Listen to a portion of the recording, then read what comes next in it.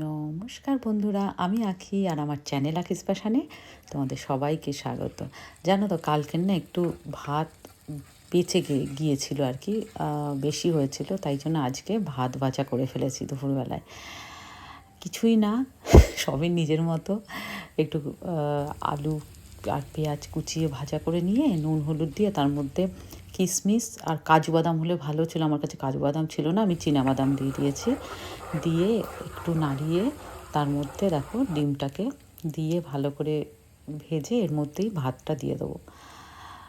এই দেখো কালকের এই ভাতটা ছিল, তার মধ্যে কী কী দিয়েছি দেখো, গরম মশলার গুঁড়ো ছড়িয়ে দিয়েছি, ঘি দিয়েছি আর গোলমরিচের গুঁড়ো দিয়েছি। আর কিন্তু কিছু এর মধ্যে পড়েনি, ঘিয়ের গন্ধটাতেই বেশি ভালো লাগবে আর কি। এই দেখো আমার কমপ্লিট ভাত ভাজা। তোমরা ভাত ভাজা কে কে খেতে ভালোবাসো আমাকে কিন্তু কমেন্টে জানিও। টাটা।